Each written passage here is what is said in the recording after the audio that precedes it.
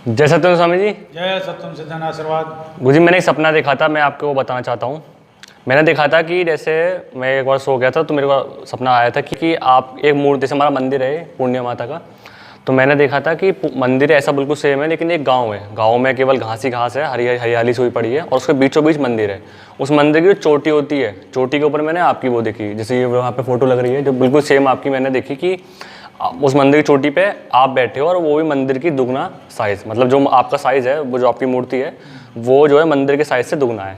फिर मैंने देखा कि आप जैसे आप चलते हुए आ रहे हो, आप अपने जैसे सिंपल सफ़ेद कपड़ों में वैसे ही उस खेत में चलते हुए आ रहे हो, और मुझे सपने में दिखाई दिया कि आपके हाथ में किसी महिला का हाथ है। उस महिला का हाथ है, महिला का हाथ बड़ा चमकीला सा और सफ़ेद सा हाथ है। और फिर मैंने देखा कि वो लाल चूड़ियाँ जो होती हैं, जो स्त्रियाँ पहनती हैं। फिर मैंने देखा, फिर मैंने उस महिला को तो मैं पूरा नहीं देख पाया, आप ही का देखा था ऐसा हाथ में चलता हुआ। फिर मैंने कहा, अरे मन में, मतलब सपने में ही बोला मैं, अरे यही तो है पूर्णिया माता। और इसी के दौरान फिर मेरा सपना टूट गया।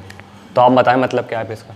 इसका सीधा सा अर्थ है कि तुम्हारे द्वारा मुझे देखना, क्योंकि जाप करते हो, रही क्रिया योग करते हो, ये सब करते ही हो सारे चीज़ को लेके, और उस बीच में ध्यान भी लगाते हो।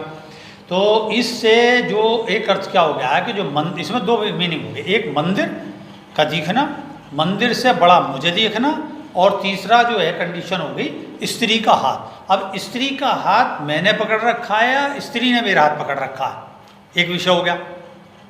तो मंदिर का अर्थ होता है मैं मंदिर, मतलब मुझसे मंदिर है, मैं मंदिर से नहीं हूँ। और हमारा सिद्धांत भी क्या है, अहम सत्यास्मि। उसका अर्थ है कि स्वयं को जानो, स्वयं मंदिर बनो, ना कि मंदिर में तुम स्वयं हो जाओ। मतलब ये है कि मंदिर आप पे प्रभावी हो, मंदिर की विचारधारा प्रभावी हो, ना कि ओके, क्योंकि आपकी जो विचारधारा है, जो आपका ज्ञान है, वो मंदिर बने, लोग उसमें मान्यता रखें। और चूंकि अपना मान्यता का अर्थ होता है, मतलब जो हमारा ज्ञान है वो प्रत्यक्ष होता है, प्रत्यक्ष का स्वरूप मंदिर होता है, जो उसको आगे फैलाता रहता है। तो उसकी चोटी पे बैठने का अर्थ होता है कि उस संबंध, जैसे ये आश्रम है, जो मेरी जो है 87 मिशन है, ये सब मिशन पे कौन है, भले इसका फाउंडर कौन है, बोले मैं।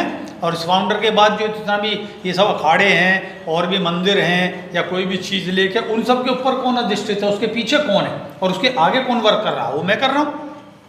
मैं का तात्पर्य है नहीं है, मतलब यहाँ तात्पर्य है कि जो वर्किंग कौन कर रहा है उस पर, तो मैं कर रहा हूँ। और पूर्णिमा का जो सिद्धांत है उसे कौन लाया?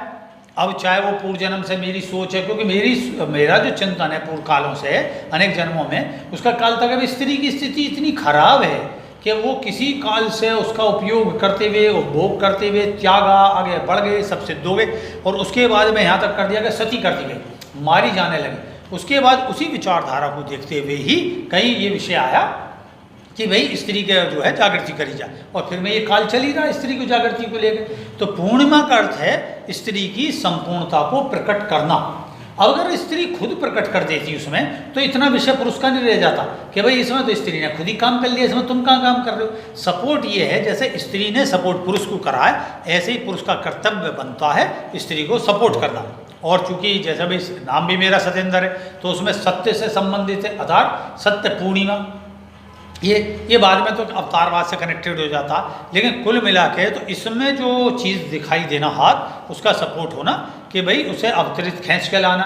तो एक तो होता मैं किसी को खींच के ला रहा हूँ, तो ये भी गलत है। और कोई मेरे साथ में सपोर्ट में, तो उसका मतलब है समांतर रूप से वो मेरा साथ दे रही है। और आध्यात्मिक शक्ति होती है जो कि भाई विषय को लेकर आध्यात्मिक शक्ति है। तो पूर्णिमा का विषय इसलिए हो, तो तुमने चूंकि उसे पहचान लिया। अगर वो स्त्री कारक वैसे दिखता तो लगता कि गुरु जी के हाथ में कोई और स्त्री आ गई, तो ये विषय हो जाता। तो इसमें तुम्हें एकदम पहचान हुआ कि भाई ये तो पूर्णिमा माता है। तो ये सारा विषय है कुल इसका अर्थ, जो कि बहुत शुभकारी है और भविष्य फल को देने वाला है, भविष्य का फल बताने वाला है ये। और इसी के साथ कोई और प्रश्न होगा फिर मैं बताऊंगा जवाब। जय सत्यम सिद्धाय नमः। जय सत्यम सिद्धाय नमः।